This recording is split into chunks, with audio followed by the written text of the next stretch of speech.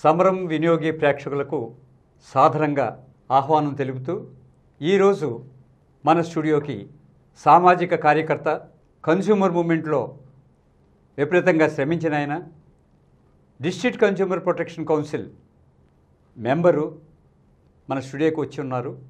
వారిని అడిగి వినియోగదారులకు వచ్చే అనుమానాలని కొన్ని వారి ద్వారా నివృత్తి చేయటానికి సమరం ఛానల్ ప్రయత్నిస్తుంది. దయచేసి మీరు విన్నది మాత్రము 10 మందికి చెప్పడానికి కొద్దిగా ఓపిక వహించండి. నమస్కారం కృష్ణమోహన్ గారు. నమస్తే అండి. ఈరోజు మా కార్యక్రమానికి మీరు వచ్చినందుకు చాలా ఆనందిస్తున్నాం. సాధారణంగా వినియోగదారుల సమస్యల గురించి చర్చించుకుంటున్నప్పుడు అన్ని సమస్యలే, ఇందులో చక్కగా మాట్లాడుకుని హాయిగా వినే కౌర్లు లాంటివి ఏమి ఉండవు. కానీ మరి వినియోగదారులకి ఇటువంటి సమస్యలు ఉన్నాయి, ఈ సమస్యల్ని ఈ రకంగా మీరు తీర్చుకోవచ్చు అని చెప్పవలసిన బాధ్యత మన ఛానల్ మీద ఉంది. కాబట్టి మీకు ఈరోజు నేను అడిగే ప్రశ్న ఏమిటంటే, సాధారణంగా ప్రతిరోజు కూడా మిస్లీడింగ్ అడ్వర్టైజ్మెంట్ అనేక రకాలుగా వచ్చేస్తున్నాయి. ఇది అదని కాదు, ప్రతిదీ కూడా మిస్లీడింగ్ అడ్వర్టైజ్మెంటే. చెప్పాలంటే అసలు ఏ అడ్వర్టైజ్మెంట్లోనూ నిజమన్నది ఉండటం లేదు. మరి ఇటువంటి సందర్భంలో ఆ అడ్వర్టైజ్మెంట్స్ అలా నిరంతరాయం కొనసాగాల్సిందేనా? మనం ఏమన్నా అడ్డుకట్ట వేయగలమా? ఈ మధ్యనే మీరు సుప్రీంకోర్టులో పతంజలి వాళ్ళు అడ్వర్టైజ్మెంట్స్ అవన్నీ కూడా సుప్రీంకోర్టు తప్పు పట్టింది. తప్పు పట్టిన కోర్టు ఇంప్లిమెంట్ చేసే రెగ్యులేటరీ అథారిటీ సరైన చర్యలు తీసుకోకపోతే మనకు రాదు. కానీ అది కూడా రెగ్యులేటరీ బాడీస్కి సమస్యలని విన్నవించవలసింది ఎవరు? అసలు ఎలాగ దీన్ని మనం ఒక దారిలో పెట్టడానికి అవకాశం ఉంది? ఇలాంటి విషయాలు మీ నుంచి తెలుసుకోబోతున్నాం. కొంచెం దయచేసి చెప్పండి. ఈ మిస్లీడింగ్ అడ్వర్టైజ్మెంట్స్ అనేది చాలా పెద్ద సమస్యగా మనకు అందరికీ కూడా చూస్తున్నాం మనం ప్రతిరోజు. వీటిల్లో అసలు మిస్లీడింగ్ అడ్వర్టైజ్మెంట్ అంటే ప్రతి అడ్వర్టైజ్మెంట్లోనూ ఒక ప్రోడక్ట్ గురించో లేకపోతే ఒక సర్వీస్ గురించో, ఈ పర్టికులర్ ప్రోడక్ట్ ఇది చేస్తుంది, బలానా చేస్తుంది, లేకపోతే ఈ పర్టికులర్ సర్వీస్లో మేము ఇవన్నీ సర్వీసెస్ అందిస్తాము, ఈ విధంగా ఉంటుంది అని దాని స్పెసిఫికేషన్స్ ఇస్తారు. అవి ఏవి కూడా దాన్ని మీట్ అవ్వకపోవటమో, లేకపోతే ఆ ప్రోడక్ట్ క్వాలిటీనో లేకపోతే సర్వీస్ క్వాలిటీనో దాంట్లో డెఫిషియన్సీ ఉండటమో, వీళ్ళు అడ్వర్టైజ్ చేసిన దానికిను యాక్చువల్గా డెలివర్ చేసేదానికి ఎక్కడ పొంతన ఉండకపోవటం వలన అది మనం మిస్లీడింగ్ అడ్వర్టైజ్మెంట్ అని భావిస్తాం. సో ఇటువంటి మిస్లీడింగ్ అడ్వర్టైజ్మెంట్స్ మనకు కనపడినప్పుడు ఎప్పుడైనా సరే మనం వాటి గురించి కంప్లైంట్ చేయొచ్చు. దీనికి though it is not a regulatory body, మనకి ASCI అంటే advertising standards council of India, which is actually అదేంటంటే it is a body of all the advertisers in India. వీళ్ళందరూ కలిసి ఒక advertising standards council of India అని పెట్టుకున్నారు. వాళ్ళకి మనం కంప్లైంట్ ఇస్తే వాళ్ళు ఎవరు అడ్వర్టైజ్ చేశారో ఆ కంపెనీ వాళ్ళ మీద వాళ్ళు యాక్షన్ తీసుకుని ఆ అడ్వర్టైజ్మెంట్ మార్చుకోవటమో లేకపోతే విత్డ్రా చేయటమో ఏదో ఒకటి చేయిస్తారు వాళ్ళు. ఇది కాకుండా మనం ఈ central consumer protection authority CCPA కూడా మనం కంప్లైంట్ చేయొచ్చు. In spite of all these things వీటిలో ఏమవుతుందంటే మనకి ఒక రెగ్యులేటరీ బాడీ లేకుండా పోయింది. ఇందాక మీరు చెప్పిన విధంగా సుప్రీంకోర్టులోనూ వీటిలోనూ ఎక్కడైనా ఇది చేయకూడదు అని వచ్చిన తర్వాత కూడా దాన్ని ఎన్ఫోర్స్ చేయడానికి ఎవరు ఒక అథారిటీ లేకపోవటం వల్ల మనకి ఇప్పుడు ఉన్న వాటిల్లో మ్యాక్సిమం పాసిబిలిటీ ఏంటంటే ఈ ASCI కానీ లేకపోతే ఈ సెంట్రల్ కన్స్యూమర్ ప్రొటెక్షన్ అథారిటీ కానీ వీళ్ళకి మనం కంప్లైంట్ చేయొచ్చు. సరేనండి. ఇంకా మన ఈ ఎడ్యుకేషనల్ ఇన్స్టిట్యూషన్స్ అంటే మిస్లీడింగ్ అడ్వర్టైజ్మెంట్స్ అంటే ఏదో ఒక పరిశ్రమకో ఒక ఔషధాల కంపెనీకో కాదు. ఈవెన్ ది స్కూల్స్ అంటే స్కూల్స్లో అవి ఏంటంటే మహోన్నతమైన ఆశయంతో పెట్టారు, అది ఇది అని చెప్తుంటారు. మహోన్నతమైన ఆశయంతో పెట్టినప్పుడు మిస్లీడింగ్ అడ్వర్టైజ్మెంట్కి ఛాన్సే లేదు అసలు. అయినప్పటికీ వస్తున్నాయి కదా. వాళ్ళు అడ్వర్టైజ్మెంట్లో ఇచ్చిన సౌకర్యాలు నిజంగా వాళ్ళు అక్కడ లేదనుకోండి, మరి స్టూడెంట్కి కానీ లేకపోతే తల్లిదండ్రులకు కానీ ఒక మార్గం ఉండాలి కదా అని కంప్లైంట్ చేయటము, వాళ్ళకి కలిగిన నష్టాన్ని కష్టాన్ని నివారించుకోవడానికి ఏదో ఒక మార్గం ఉండాలి కదా. అలాంటివి ఏమైనా ఉన్నాయా? ఉంటే ఏ రకంగా వీళ్ళు అప్రోచ్ అవ్వాలో చెప్తారా?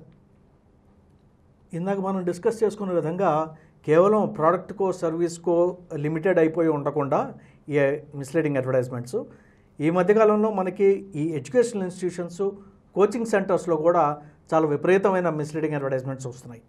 ఒకటి ఏంటంటే ఆ కోచింగ్ సెంటర్స్లో ఇగో బలానా కోచింగ్ సెంటర్లో మా దగ్గర కోచింగ్ తీసుకోవటం వలన ఇన్ని ర్యాంకులు వచ్చేసాయి, ఈ ఫస్ట్ ర్యాంకులు వచ్చాయి, లేకపోతే సో ఫస్ట్ 5 ర్యాంక్స్ మాకే వచ్చాయని చెప్పి వాళ్ళు అడ్వర్టైజ్ చేయటం. అలాగే ఇన్స్టిట్యూషన్స్లో ఎడ్యుకేషనల్ ఇన్స్టిట్యూషన్స్లో మేము ఇన్ని ప్లేస్మెంట్స్ ఇచ్చేసాము, అన్ని ప్లేస్మెంట్స్ ఇచ్చాము, మా దగ్గర ఉన్న 400 మంది స్టూడెంట్స్కి మొత్తం అందరికీ కూడా ప్లేస్మెంట్స్ వచ్చాయి ఈ సంవత్సరం అని ఇటువంటి రకరకాల అడ్వర్టైజ్మెంట్స్ మనం చూస్తున్నాం.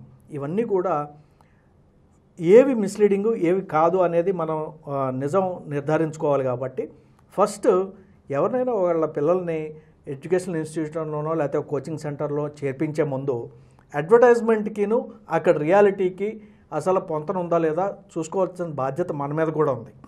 సో అక్కడికి వెళ్ళి ఆల్రెడీ చదువుతున్న పిల్లలను వాళ్ళను ఎవరినైనా అడిగి ఇగో ఈ అడ్వర్టైజ్మెంట్ ఇలా ఉంది, మీకు నిజంగా ఈ ఫెసిలిటీస్ ఉన్నాయా లేదా ఇవి కనుక్కుంటే మనకి యాక్చువల్ ఫ్యాక్ట్స్ తెలుస్తాయి.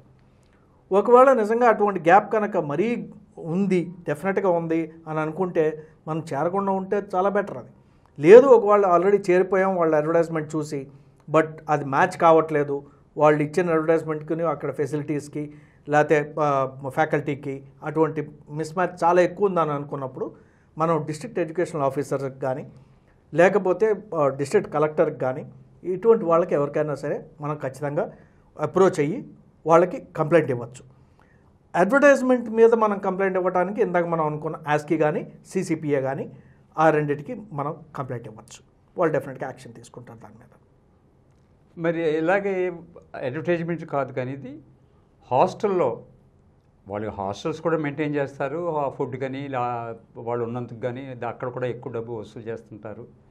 అక్కడ సరైన స్టాండర్డ్స్ లేకుండా ఆహార పదార్థాలు చేసిన లేకపోతే స్టైల్ ఫుడ్ వాళ్ళకి అక్కడ పెట్టిన ఇవి కూడా మరి విద్యార్థి ఆరోగ్యం మీద ప్రభావం చూపిస్తాయి. కాబట్టి దీని విషయంలో ఎటువంటి చర్యలు తీసుకుంటే బాగుంటుందని మీరు అనుకుంటున్నారు? ఇది కూడా ఈ కమర్షియలైజేషన్ ఆఫ్ ఎడ్యుకేషన్ వలన ఈ మధ్యకాలంలో మనకి చిన్నప్పటి నుంచి స్కూలింగ్ నుంచి తీసుకెళ్ళిపోయి రకరకాల హాస్టల్స్లో పెట్టేయటం, వాళ్ళకి హాస్టల్స్లో ఫెసిలిటీస్ ఉన్నాయా లేదా మనం గమనించకపోవటం, ఇటువంటి వాటి వలన వస్తున్న ప్రాబ్లమ్స్ ఇవి. So over enthusiasm of the parents వలన తీసుకెళ్ళిపోయి వాళ్ళని హాస్టల్స్లో బలవంతంగా చేర్పించేసి అక్కడ ఫెసిలిటీస్ ఉన్నా లేకపోయినా అడ్జస్ట్ అవ్వమని చెప్పటం, అసలు వెరిఫై చేసుకోకపోవటం, వీటి వలన వస్తున్న ప్రాబ్లమ్స్. బట్ స్టూడెంట్స్ కానీ పేరెంట్స్ కానీ ఇవి గమనించి వాళ్ళ ఫెసిలిటీస్లో హైజీన్ కానీ ఇవి లేకపోయినా, ఫుడ్ క్వాలిటీ లేకపోయినా ఫస్ట్ మేనేజ్మెంట్కి ఇన్ఫామ్ చేసి వాళ్ళకి రిటర్న్గా ఒక కంప్లైంట్ ఇచ్చి వాళ్ళు కనుక యాక్షన్ తీసుకోకపోతే ఈ కంప్లైంట్ ఇచ్చిన దాని మీద దీని కాపీ ఎంక్లోజ్ చేస్తూ డిస్ట్రిక్ట్ ఎడ్యుకేషన్ ఆఫీసర్కి కంప్లైంట్ చేయొచ్చు, మున్సిపల్ అథారిటీస్కి కంప్లైంట్ చేయొచ్చు, అదేవిధంగా ఫుడ్ సేఫ్టీ అథారిటీస్కి కూడా కంప్లైంట్ చేయొచ్చు. సో వీటిలో ఏదో ఒక అథారిటీకి వాళ్ళ ద్వారా మనకి రెమెడీ అనేది ఖచ్చితంగా దొరుకుతుంది. మరి యూనిఫామ్స్ పేర నోట్బుక్లు టెక్స్ట్ బుక్లు పేరిట వీళ్ళు డబ్బులు వసూలు చేస్తున్నారన్న సత్యం అందరికీ తెలుసున్నదే. వాళ్ళ స్కూల్ పేరు ముద్రిస్తే తప్పించి ఆ నోట్బుక్ను వాడటానికి వీలు లేదు అని శాసిస్తున్న కొన్ని స్కూల్స్ కూడా ఉన్నాయి. మరి ఇటువంటి వాటి విషయంలో మనం ఏమైనా చర్యలు తీసుకోవడానికి అవకాశం ఉందా?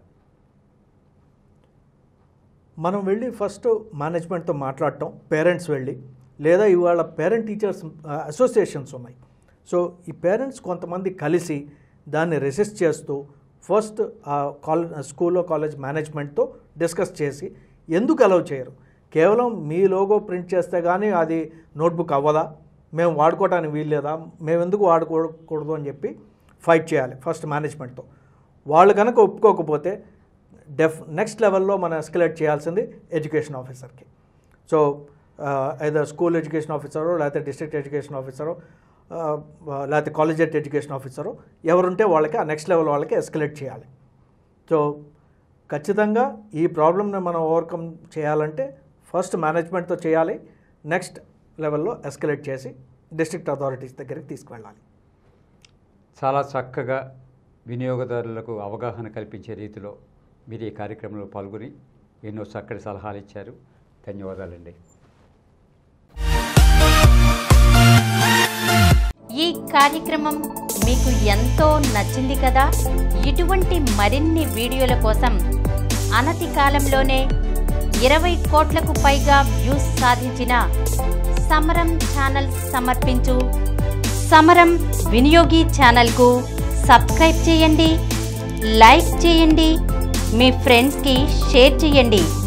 అలాగే ప్రక్కనున్న గంట సింబల్ని ప్రెస్ చేయడం మర్చిపోకండి.